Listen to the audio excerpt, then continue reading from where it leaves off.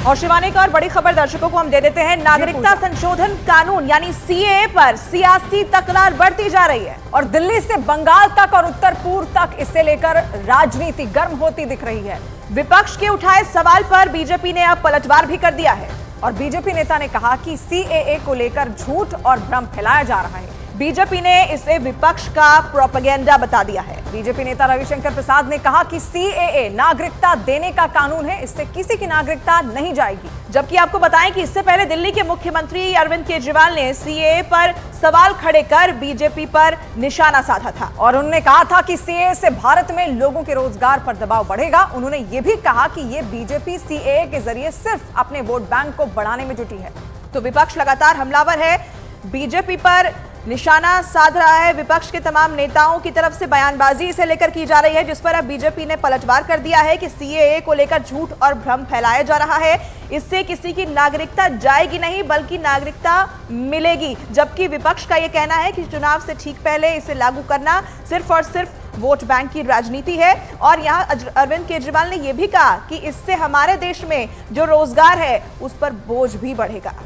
तो सीएए पर सियासत लगातार गर्म होती दिख रही है और पॉलिटिकल बयानबाजी भी इसको लेकर सामने आती दिख रही है। ममता बनर्जी जहां पर कई बार कह चुकी हैं कि सीएए के जरिए वोट बैंक को साधने का प्रयास बीजेपी कर रही है। हालांकि सरकार बार बार इस बात को दोहरा रही है कि सीएए जो कानून लाया गया है वो नागरिकता छीनने का नहीं बल्कि नागरिकता देने का कानून है। और देश में सीएए लागू होने के साथ ही नई बहस भी अब शुरू हो गई है। अरविंद केजरीवाल इसे बदतमीजी बता रहे हैं। केजरीवाल का कहना है कि इससे हमारे युवाओं की नौकरियां खतरे में आ जाएंगी। और वहीं बीजेपी ने केजरीवाल पर पलटवार किया है। रविशंकर प्रसाद ने कहा कि विपक्ष देश में भ्रम फैला रहा है। बड़ी संख्या में यहां से अल्पसंख्यकों को हमारे देश में लाया जाएगा, उनको रोजगार दिए जाएंगे, उनके लिए घर बनाए जाएंगे, उनको यहां बसाया जाएगा। अजीब बात है ना। बीजेपी की केंद्र सरकार से हमारे बच्चों को रोजगार दिए नहीं जा रहे, पाकिस्तान से लोगों को लाके उनके बच्चों को रोजगार देना चाहते हैं। हमारे लोगों के पास तो घर नहीं है, भारत के तो ढेरों लोग बेघर हैं, लेकिन बीजेपी वाले पाकिस्तान से लोगों को लाके उन्हें भारत में बसाना चाहते हैं, उनको घर देना चाहते हैं। हमारे रोजगार उनके बच्चों को देना चाहते हैं, हमारे हक के घर उनमें पाकिस्तानियों को बसाना चाहते हैं। भारत सरकार का जो सरकारी पैसा हमारे परिवार और देश के विकास पे खर्च होना चाहिए, वो पैसा पाकिस्तानियों को भारत में बसाने पे खर्च किया जाएगा।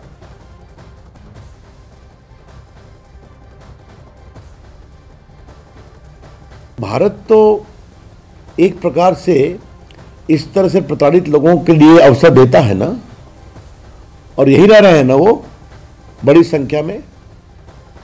तो क्या उनको कानूनी माध्यम से नागरिकता का संरक्षण देना भारत का नैतिक, संवैधानिक और सांस्कृतिक अधिकार है या नहीं? न किसी की नौकरी ली जाएगी, न किसी की नागरिकता ली जाएगी। ये बात हम बहुत स्पष्ट रूप से कहना चाहते हैं। तो आपने अरविंद केजरीवाल को सुना, आपने रविशंकर प्रसाद को सुना। इस बीच केंद्रीय गृह मंत्री का बयान भी सामने आया। उन्होंने कहा कि हमने देश में सीएए लागू कर अपना संकल्प पूरा किया है। इसके साथ वो बोले कि इससे धर्म के लिए विशिष्ट परिस्थितियों में भारत आए शरणार्थियों को सम्मानजनक जीवन मिलेगा। और इसके साथ ही उन्होंने कांग्रेस पर निशाना भी साधा और बोले कि तुष्टीकरण की राजनीति के लिए कांग्रेस इसका विरोध करती थी।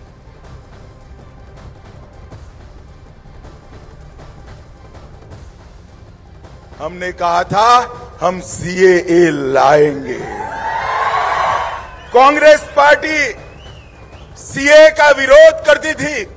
आजादी के वक्त से कांग्रेस पार्टी और हमारे संविधान निर्माताओं का वादा था कि बांग्लादेश, अफगानिस्तान और पाकिस्तान से जो शरणार्थी आएंगे, जो वहां की प्रताड़ना झेल कर आएंगे, उसको हम नागरिकता देंगे।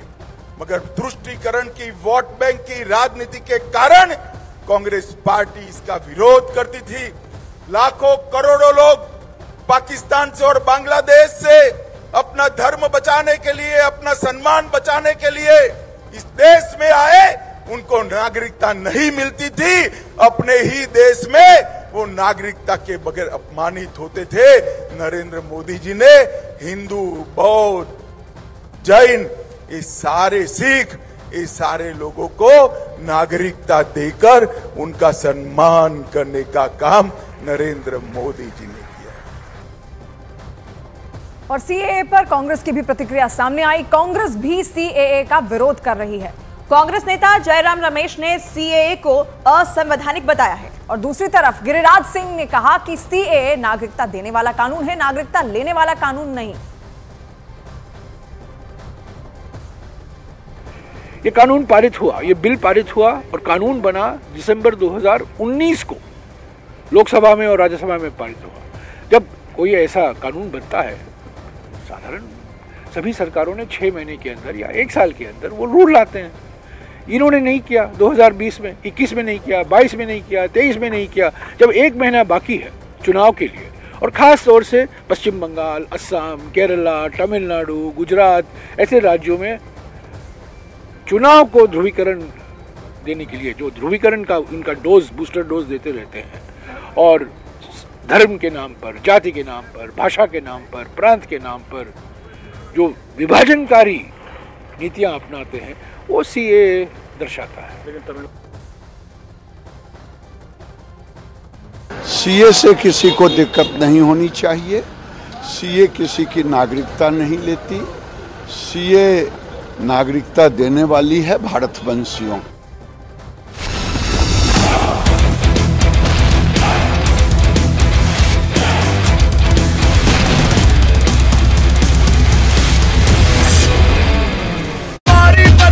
का एक एमएलए है, यानी इन नंबर से, इन आंकड़ों से साफ है कि बीजेपी के साथ 48 विधायक हैं जो दावा भी कर रहे हैं नायब सिंह सैनी, और 90 सीटों वाली हरियाणा विधानसभा में बहुमत का आंकड़ा 46 है, जिससे कि 2 ज्यादा हैं। तो ऐसे में किसी तरह का कोई खतरा नहीं है नायब सिंह सैनी सरकार को, और आज उन्हें बहुमत भी साबित करना है। और इस बीच कांग्रेस नेता दीपेंद्र हुड्डा ने बीजेपी पर निशाना साधा। दीपेंद्र हुड्डा ने कहा कि हरियाणा में बीजेपी ने चुनाव से पहले ही हार मान ली। दीपेंद्र हुड्डा ने यह भी कहा कि बीजेपी ने यह सब कुछ जनता के गुस्से से बचने के लिए किया है। जनता में अपनी हार से पहले ही इन्होंने अपनी हार मान ली है, ये इस बात का।